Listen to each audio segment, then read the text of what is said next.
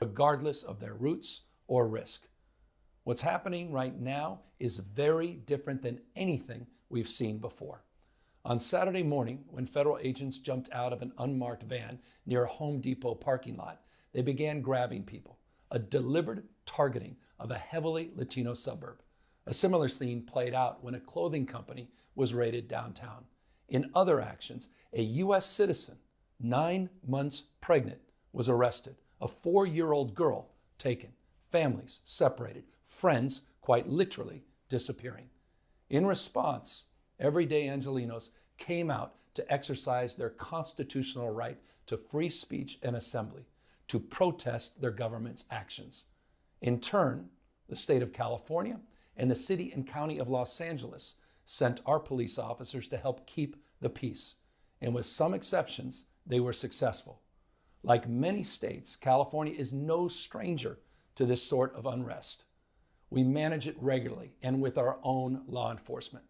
But this, again, was different.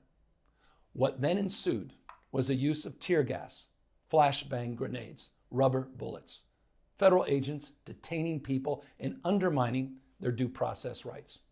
Donald Trump, without consulting California law enforcement leaders, commandeered 2,000 of our state's National Guard members to deploy on our streets, illegally and for no reason. This brazen abuse of power by a sitting president inflamed a combustible situation, putting our people, our officers, and even our National Guard at risk. That's when the downward spiral began.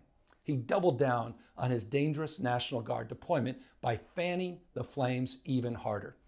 And the president, he did it on purpose. As the news spread throughout LA, anxiety for family and friends ramped up.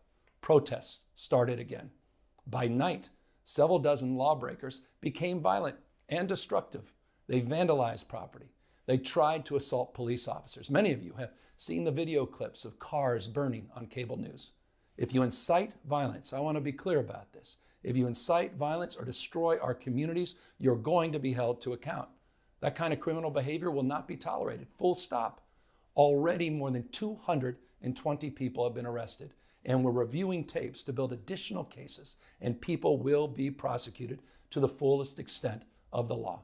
Again, thanks to our law enforcement officers and the majority of Angelenos who protested peacefully, the situation was winding down and was concentrated in just a few square blocks downtown. But that's not what Donald Trump wanted. He again chose escalation. He chose more force. He chose theatrics over public safety. He federalized another 2,000 Guard members. He deployed more than 700 active U.S. Marines. These are the men and women trained for foreign combat, not domestic law enforcement. We honor their service. We honor their bravery. But we do not want our streets militarized by our own armed forces, not in LA, not in California, not anywhere. We're seeing unmarked cars in school parking lots, kids afraid of attending their own graduation.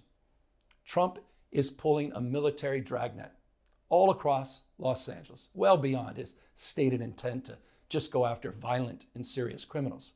His agents are arresting dishwashers, gardeners, day laborers, and seamstresses.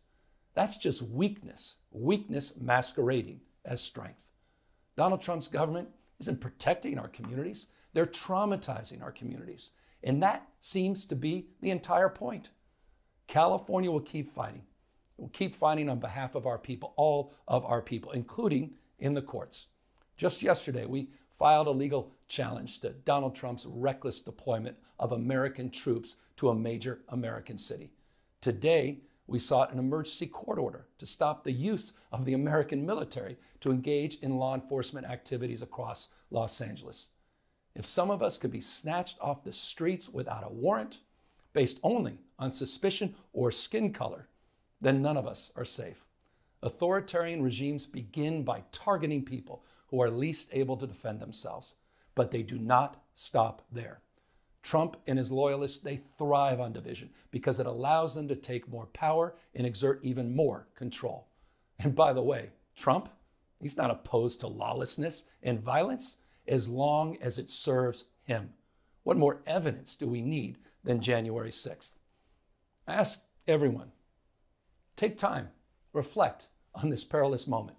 A president who wants to be bound by no law or constitution, perpetuating a unified assault on American traditions.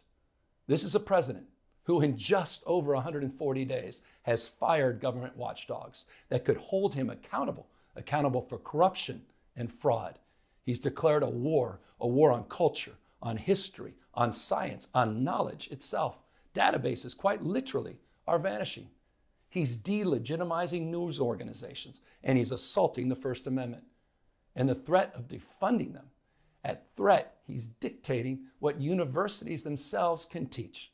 He's targeting law firms and the judicial branch that are the foundations of an orderly and civil society. He's calling for a sitting governor to be arrested for no other reason than to, in his own words, for getting elected. And we all know this Saturday, he's ordering our American heroes, the United States military, and forcing them to put on a vulgar display to celebrate his birthday, just as other failed dictators have done in the past. Look, this isn't just about protests here in Los Angeles.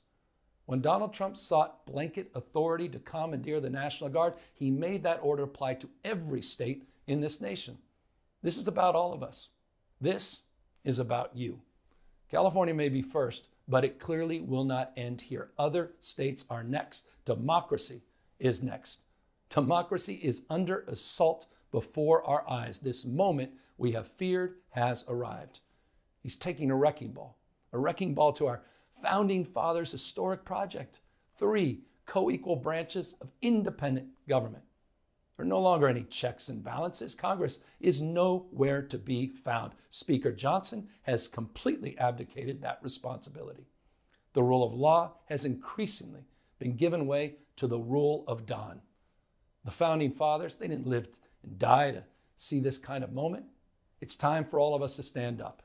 Justice Brandeis, he said it best. In a democracy, the most important office, with all due respect, Mr. President, is not the presidency, and it's certainly not governor. The most important office is office of citizen. At this moment, we all need to stand up and be held to account, a higher level of accountability. If you exercise your First Amendment rights, please do it peacefully. I know many of you are feeling deep anxiety, stress, and fear, but I want you to know that you are the antidote to that fear and that anxiety. What Donald Trump wants most is your fealty, your silence to be complicit in this moment. Do not